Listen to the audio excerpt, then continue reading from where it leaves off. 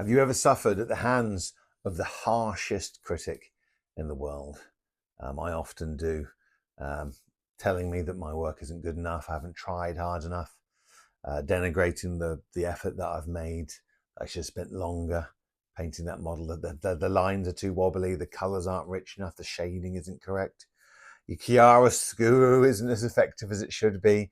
I mean, why are you putting these online? Why are you showing? Why are you making a video to tell people about how to paint models and miniatures? How dare you have the front to suggest that you could talk to people about these things? It's a very harsh critic, and sadly, I know him all too well. It's me, who's got two thumbs and an inner critic. This guy. Yeah, it's a very common problem. People will be their own harshest critic of the work that they do, but why? Hopefully we can have a little chat about that, and have a chat about how we can maybe silence that inner voice, the inner critic. Some of us suffer from an inner voice, an inner critic. Somewhere in our brain, we have developed the habit of being very critical of our own work. More critical than I would be of anyone else's work, in fact. If a friend ever produces a piece of work, I'm always very complimentary. I always look for something positive to say. But my inner voice will often say the harshest things, like the harshest things to myself that I would never dream of saying to anyone else. If you find yourself saying really harsh things to other people about their artwork, then please do have a think about that. That's probably not being a good friend if you're constantly berating your friends on the quality of their work. But I question what I produce, the videos, the models that I paint.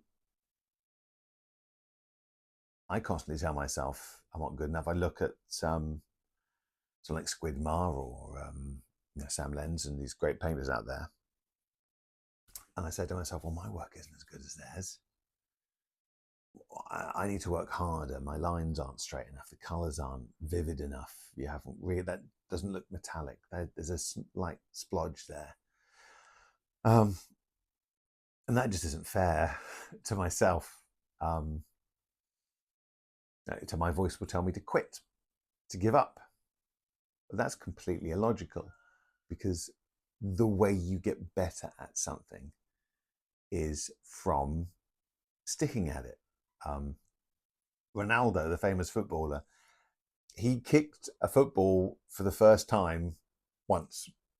Right, there was the first time he kicked a football. As with the first time I do I've never tried to do non-metallics, by the way.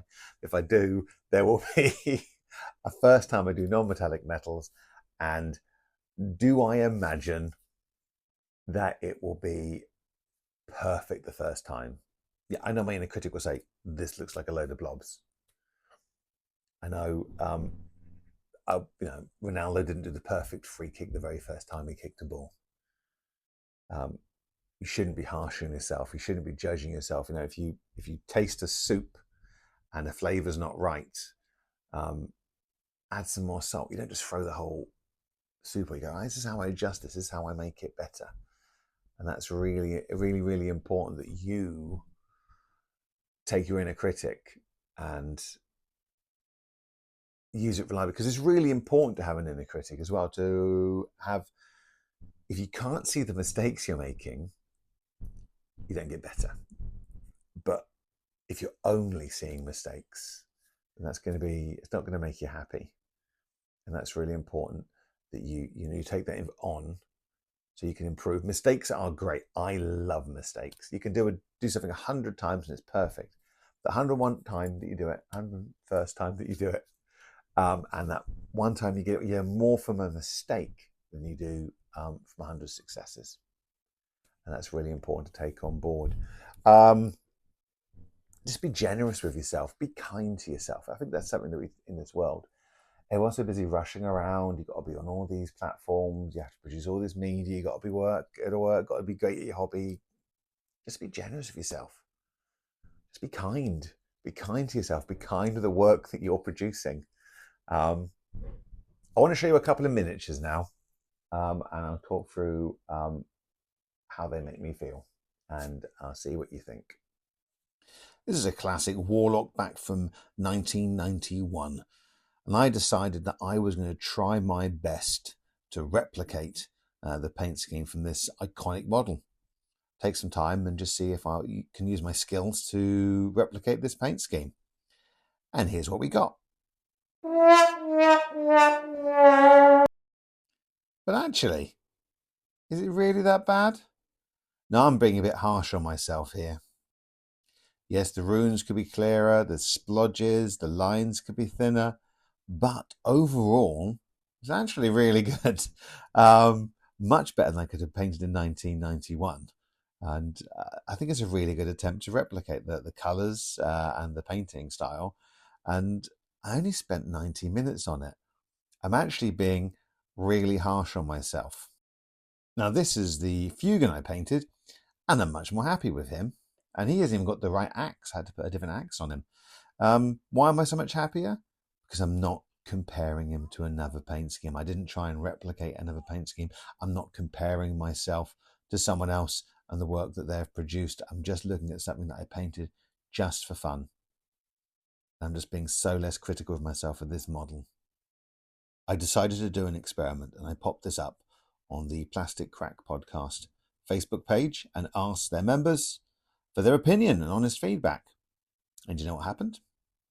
Nothing but positive feedback for this model. They liked it. They loved it. And it's important, if you can, to remember that other people's opinions are probably going to be a whole lot less harsh than your own. And in fact, people might even love the models that you make. Yes, friends, it's time for the wooden conveyor belt. So here we go. Here's the first one. I've seen these guys already. Here is classic 1991 Warlock that I painted. I will be, as always, doing some glamour shots at the end. You know, not to worry. They will be coming. There's the Warlock. And then here's Fugan. And of the two, I'm happy with Fugan. Because I just painted him any way I wanted to during the third and fourth place playoffs of the World Cup just now. And this guy, I'm less happy with because I'm comparing him to the other one. And that's just some psychology. You might have an opinion which one you prefer. Let me know in the comments. And also like and subscribe. Please like and subscribe. We're trying to get those 200 subscribers. It's something I always hate and a critic about. Planes coming into land. That's literally, I have no control over the planes. There we are. Yep. Let's turn around. Whoa. There we go. There's that one. Now this guy, I had to replace his axe because I didn't have an axe. It was cheaper than buying a new Fugan.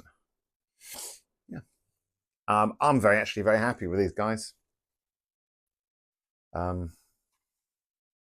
Yeah, his runes could be a bit nicer. He could have a few more colours on him probably. But I spent 90 minutes painting these guys. I didn't spend a month painting them. Put the effort you made into context. Yeah. So anyway, there we are. I'm Silence, I'm only critic right here. I'm happy with these. These look good good on the tabletop, good in the game. Good enough. And better than I was when I was 9. Oh, 9-year-old me would have loved these models. I would have been so proud of myself. Yeah. Very happy. Right. Thanks for listening. Checking in. Silence the inner critic. Get painting. Take care, everyone. Speak to you soon. Now some photos.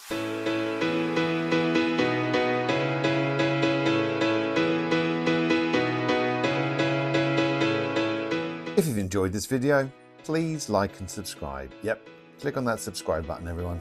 Thanks.